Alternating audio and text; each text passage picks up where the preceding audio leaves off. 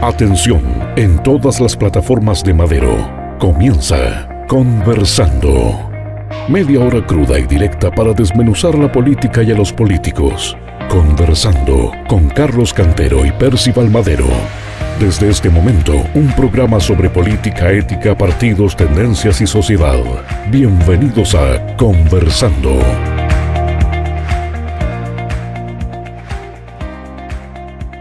Bienvenidos, distinguidos auditores y televidentes, nuevamente acá en un programa con nuestro distinguido amigo y colega Carlos Cantero, distinguido sociólogo, geógrafo, doctor en sociología, que nos acompaña en esta segunda temporada de Conversando.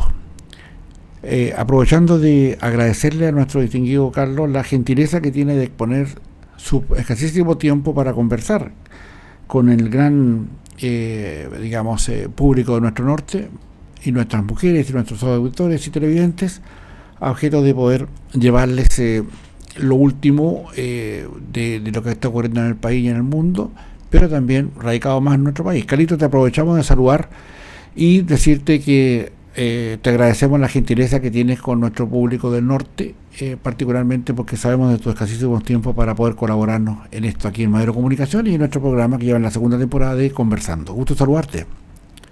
Percy, un abrazo a usted, amiga y amigo auditor y televidente. El saludo muy cariñoso, muy fraternal, muy afectuoso, y ojalá que tengamos una conversación que sea del interés de todas nuestras amigas y amigos.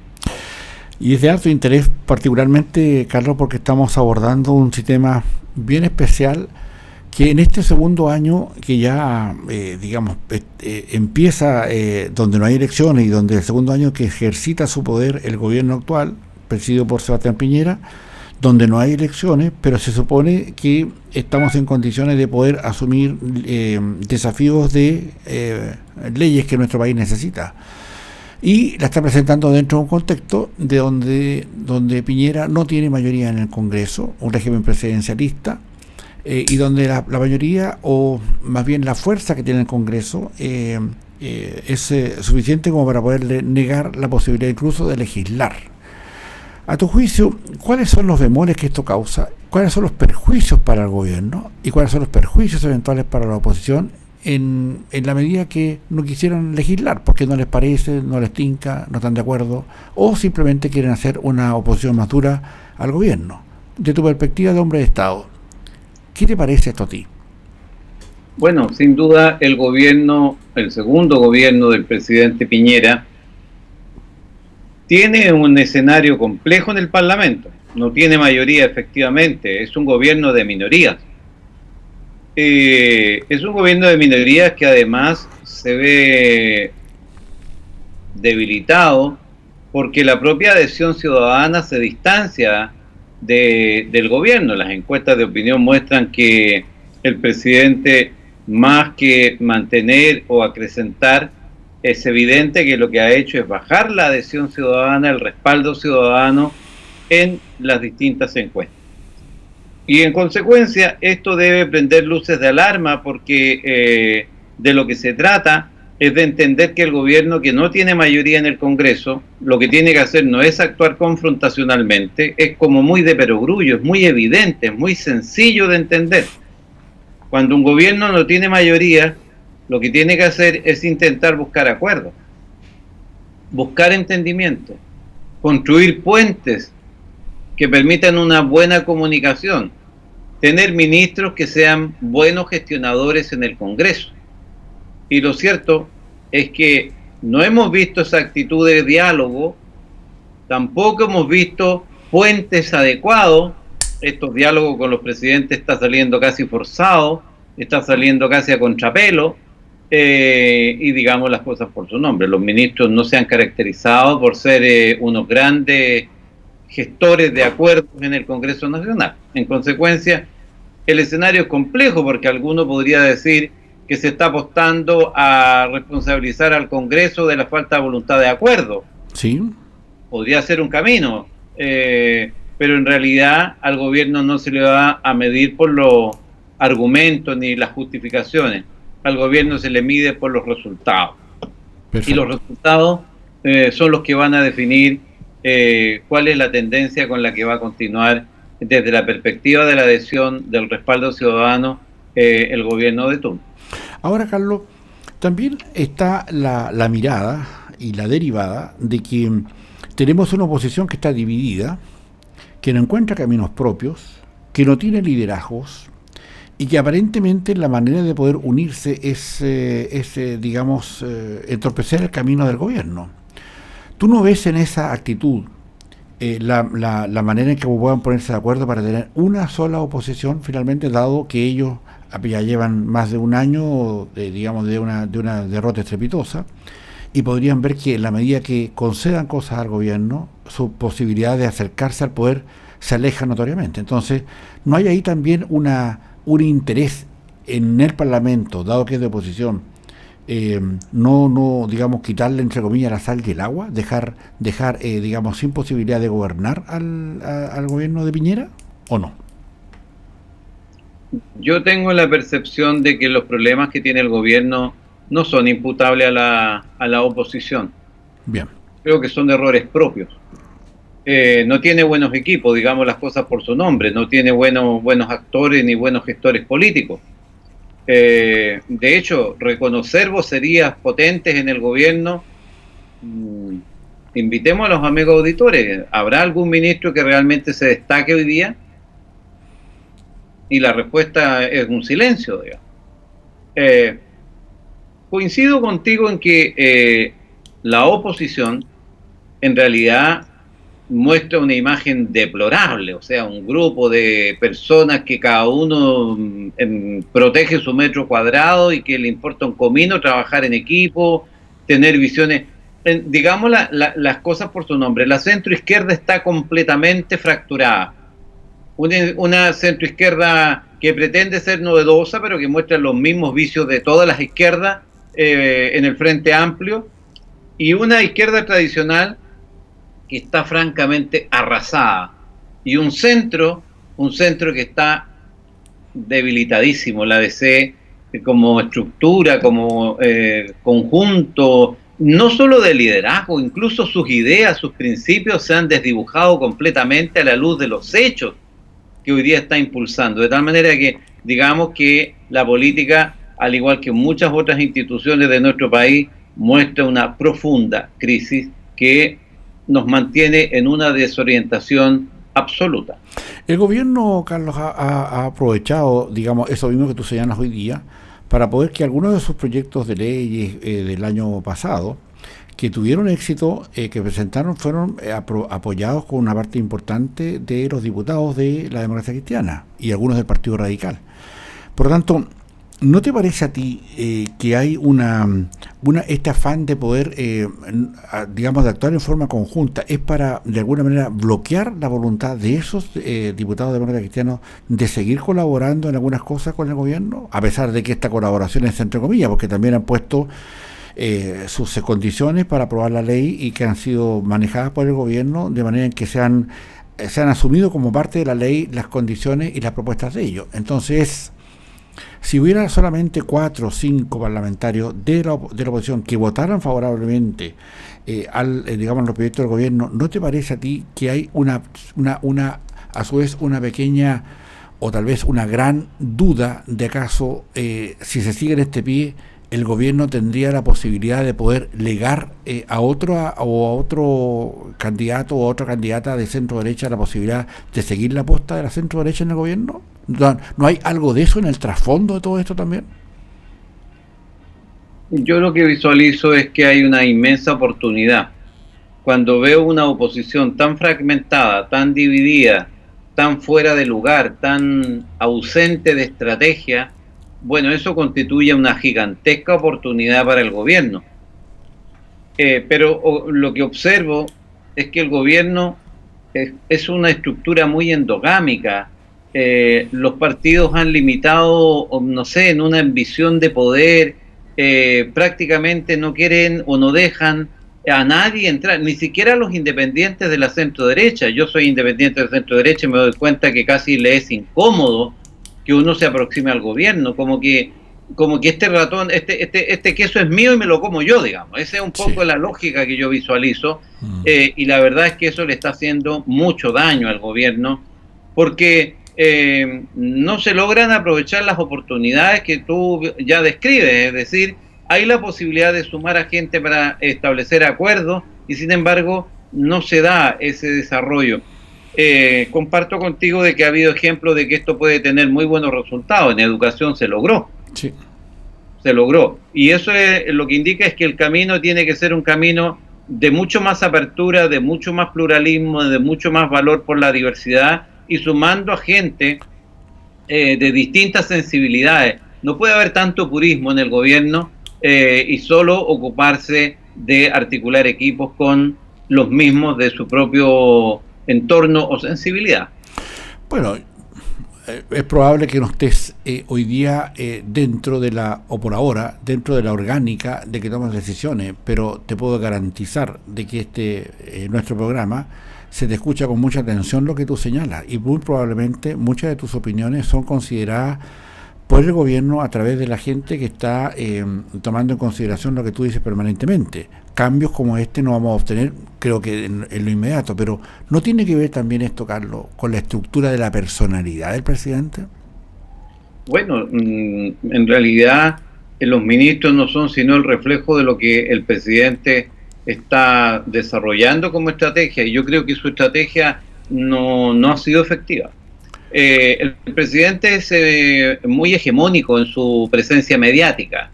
Hegemónico en la presencia mediática significa que monopoliza la vocería del gobierno y en consecuencia casi neutraliza o inhibe o atemoriza o silencia a el equipo de ministros. Hay una excepción ahí muy interesante que es la Gloria Hood, que es la ministra de Transportes, sí, que en realidad con una tranquilidad, con una pasividad, con una solvencia personal y con una seguridad que seguramente denota su desinterés en mantenerse en el cargo, sino que más bien su prioridad consiste en hacer bien su pega. Ella ha desplegado simplemente su vocería y la verdad es que le ha ido bien. De hecho está apareciendo en las encuestas muy bien evaluada, muy bien posicionada. Sí, sí.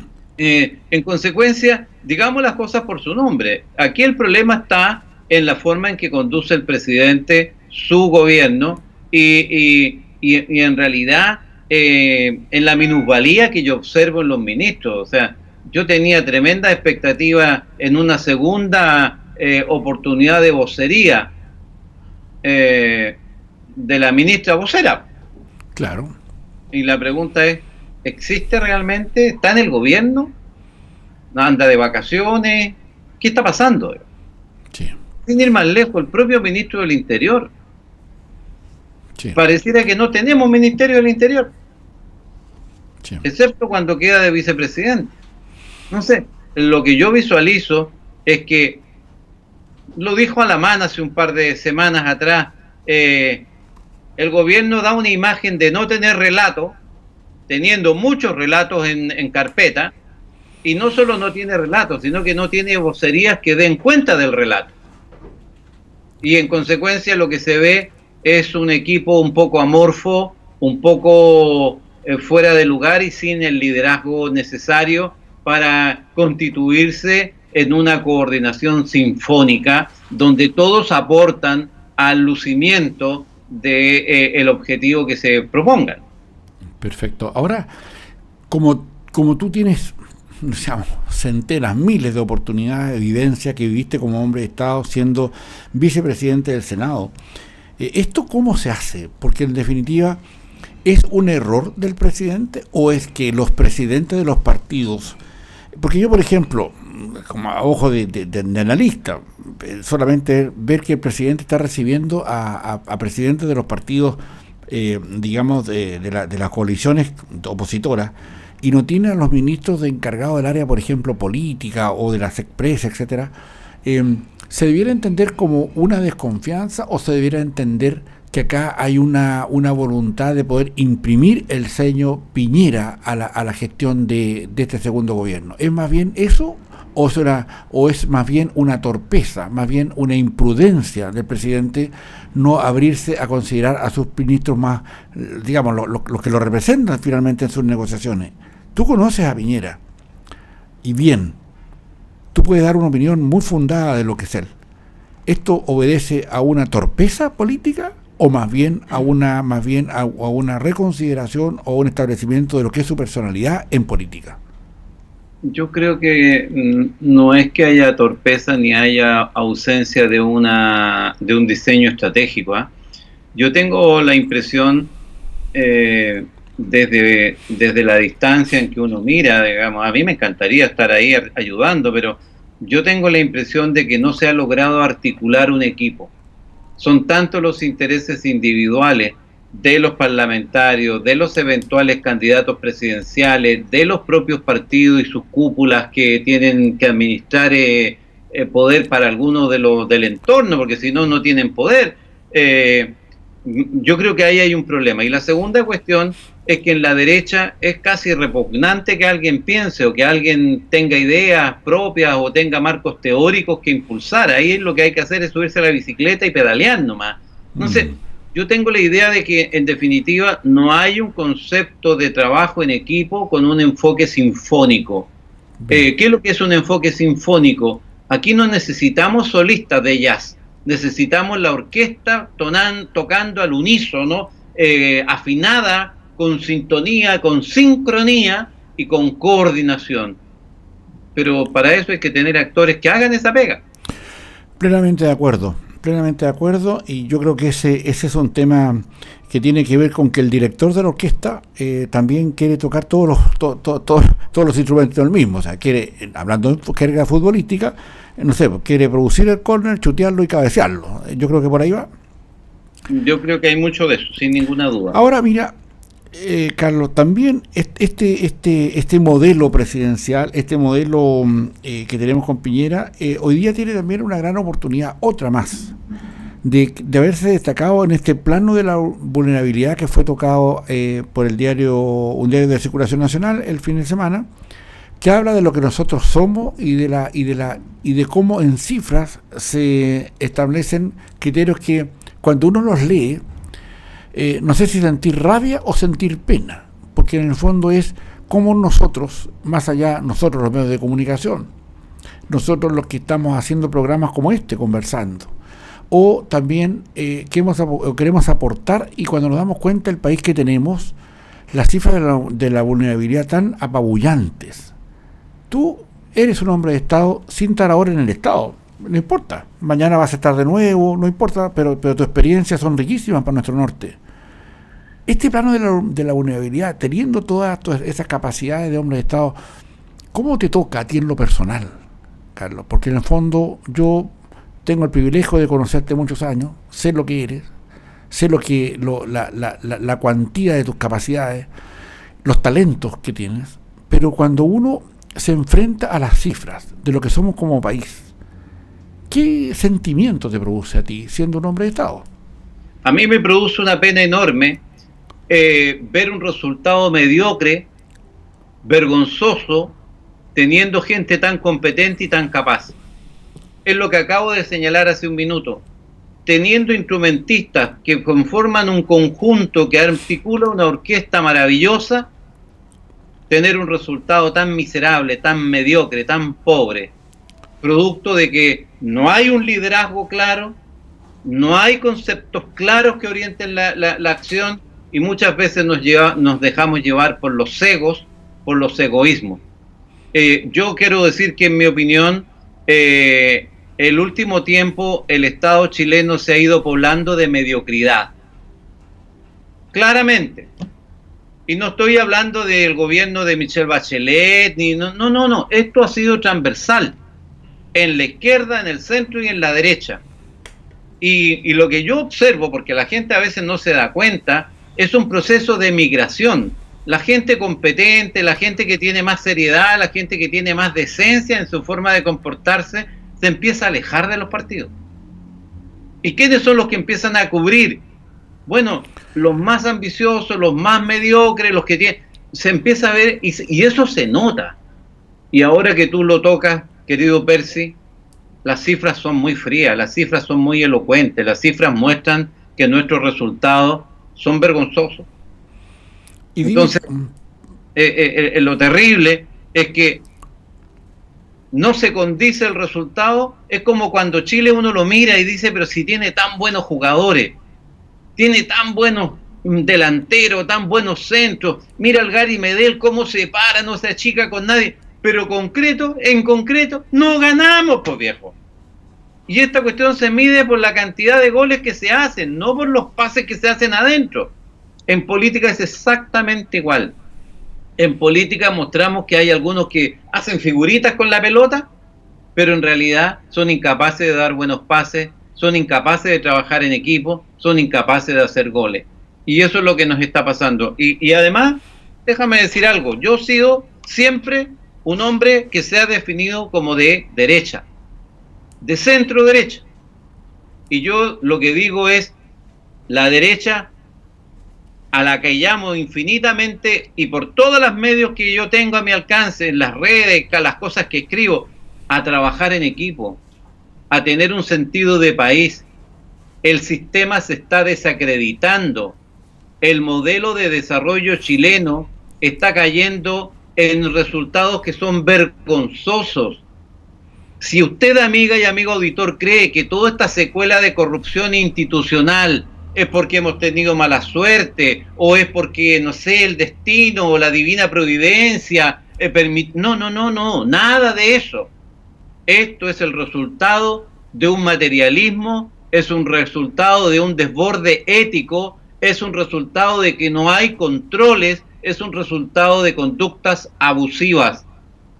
Y si la centro derecha quiere este modelo, le hago un llamado perentorio, urgente, rogativo, que por favor lo cuide y que no aplique la teoría del gallinero. El que está arriba perjudica al que está más abajo. Esto no va a tener buen fin si seguimos por esta senda. Esto no va a tener buen fin si no le ponemos controles éticos. Prácticamente no hay ninguna institución hoy día que no tenga serios casos de corrupción, y todavía no nos damos cuenta, Percy, del tremendo flagelo que tenemos con el narcotráfico que se ha metido en todas las estructuras de las ciudades de nuestro país. Así es. Y esto de darnos cuenta de que nuestras instituciones han fallado, que hemos fallado todos también nosotros los medios de comunicación. El hecho de que se quieran alejar las mejores mentes, los más brillantes, no quieran estar en política. Por ejemplo, ¿también no toca acaso esto, como señalabas tú también, a instituciones, por ejemplo, como el Poder Judicial también? Bueno, lo hemos visto. Hoy día prácticamente no hay institución de las instituciones tradicionales de la sociedad, las instituciones que se denominaban instituciones fundamentales de la sociedad o de la modernidad. Hoy día todas ellas están con serios problemas de fracturas éticas de proporciones. Mira lo que pasó en Rancagua con un grupo de ministros miserables, prevaricación. O sea, prevaricación es el nombre elegante de la corruptela más ordinaria, más picante, contra el sentido de la justicia. Ministros de corte. Sí. Digamos que se dejan pagar para favorecer fallos de alguna u otra parte del juicio. Es la corruptela más ordinaria, más vergonzante. Y quiero decir lo que yo pienso, Esto no ocurre por casualidad, esto ocurre porque dentro del sistema judicial, lo acabo de escribir hoy día en una columna, hay una especie de iceberg. Se ve una partecita, pero lo que está oculto es mucho más grande. Digamos las cosas por su nombre. El nepotismo en el servicio de justicia en Chile, el nepotismo, señores ministros de la Corte Suprema y de las Cortes de Apelaciones, es una vergüenza, señores. Es la corrupción más hipócrita que nosotros podemos tener. Nombran a sus sobrinos, nombran a sus parientes o a los corruptos que están detrás de ellos en los cargos de representación en el Poder Judicial. ¿Cuáles son esos cargos de representación, entre paréntesis? Bueno, notario, archivero, ¿cierto?, del archivo... Conservadores. Exacto, conservadores, en definitiva, gente que hace verdadera fortuna. Yo conozco actos de encadenamiento donde es muy evidente la secuencia. Y yo creo que ahí corre dinero. Bien. Y eso es lo que el Poder Judicial tiene que hacerse cargo y tiene que investigar. ¿Por qué? Porque todos nosotros nos estamos dando cuenta de esta tremenda corrupción que se está viendo en todas las instituciones. Mira la Iglesia en el poder, en la posición en que está. Mira la política en la posición que está. Mira los empresarios cómo han aparecido con sus colusiones. Mira, en fin. Exacto. Hay una integración entre el poder político y el poder del dinero que es muy grande. Y estas dos interacciones han entrado en el Poder Judicial, han entrado en muchos ámbitos del quehacer de nuestra sociedad. Carlos, qué importante conocer tu mirada de hombre de Estado frente a esto y la valentía con que expresas acá en Conversando, con vehemencia y con justicia también lo que dicen tus palabras. Se nos acabó el tiempo y los últimos segundos, amigo mío, por favor, para despedirnos de nuestra distinguida auditores y televidentes. Amiga y amigo auditor, televidente, hay esperanza. En la sociedad hay reserva moral y ética. Muchos de ustedes son gente decente. La mayoría de este país es gente decente, es gente de bien, es gente que quiere respetar los principios éticos, la probidad y la transparencia. ¿Qué es lo que tenemos que hacer, querida amiga y amigo, auditor y televidente? La gente decente tiene que salir a salvar este país, porque si no lo ponemos, no le ponemos coto y no le ponemos atajo, entonces será el mal el que triunfará y nos hará la vida imposible. Estamos a puerta de situaciones muy, muy complejas. La corrupción y el narcotráfico sumados harán que la vida sea un verdadero infierno en nuestro país. Es una obligación ética y moral de la gente decente y de los medios de comunicación, como este programa, que está convocando al pensamiento crítico, a la reflexión, al buscar puntos de encuentro para construir un Chile que sea con mayor respeto a la probidad y con mayor equidad. Muchas gracias, Percy.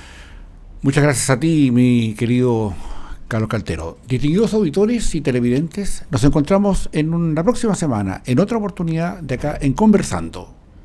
Muchísimas gracias por su atención.